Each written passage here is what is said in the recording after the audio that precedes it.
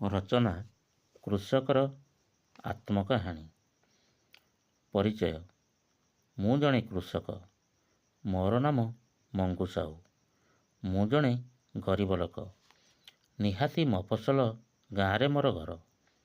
ମୋର ଘର ମାଟି କାଦୁଅରେ ତିଆରି। ନଡ଼ା ଛପର। ଘରେ ମୋର 5 ପ୍ରାଣୀ କୁଟୁମ୍ବ। ମୁଁ, ମୋର ସ୍ତ୍ରୀ, ମୋର ବୁଢ଼ାବାପା, ମା ଓ ଗୋଟିଏ ବୋଲି ପୁଅ।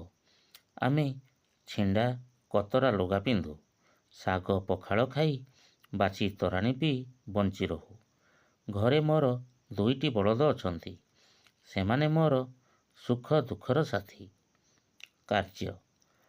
ଖରା, ବର୍ଷା, ଶୀତ, କାକର ସବୁଦିନେ ରାତି ପାହାନ୍ତାରୁ ବେଳ ବୁଡ଼ା ପର୍ଯ୍ୟନ୍ତ ବିଲରେ କାମ କରେ। ହାଡ଼ଭଙ୍ଗା ପରିଶ୍ରମ କରି ଦେହରୁ ରକ୍ତକୁ ଝାଳ ରୂପେ ବୁହାଇ ଟାଙ୍ଗରା ମାଟିରୁ ସବୁଜ ଫସଲ ଉପୁଜାଏ।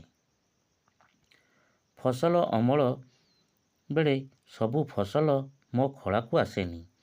ଅଧା ଚାଲିଯାଏ ଜମି ମାଲିକ ପାଖକୁ। ବାକି ଅଧକରେ କରଜ ସୁଝେ।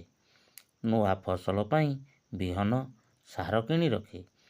ଯେଉଁ ମୁଠାକ ଧାନ ବଳକା ରହେ, ସେଇଥିରେ ଭୋକ ଉପାସରେ ଆମେ ବର୍ଷକ ଯାକ ବଞ୍ଚି ରହୁ କୌଣସି ପ୍ରକାରେ। ମାଟିର ମଣିଷ ମୁଁ। ମାଟି ସହିତ ମିଶି ଫସଲ ଅମଳ କରି ଦୁନିଆ ମୁହଁରେ ଦେଇ ଦୁନିଆକୁ ହସେଇ ରଖିବା କାମ ମୋର। ମୋ ବୁଢ଼ା ବାବା ବି ସେଇଆ କରୁଥିଲା। ମୋ ପୁଅ ବି ହୁଏତ ସେଇଆ କରିବ।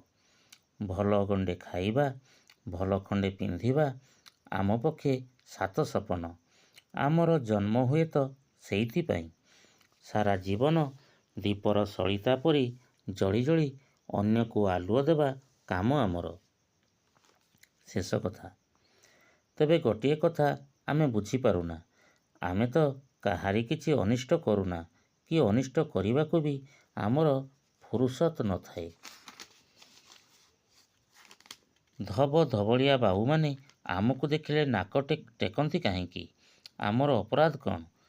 ସେମାନଙ୍କ ପାଇଁ ସାରା ଜୀବନ ଖଟି ଖଟି ଦେହରୁ ରକ୍ତକୁ ପାଣି କରି ସେମାନଙ୍କ ପାଇଁ ଦାନା ଉପଜେଇବା।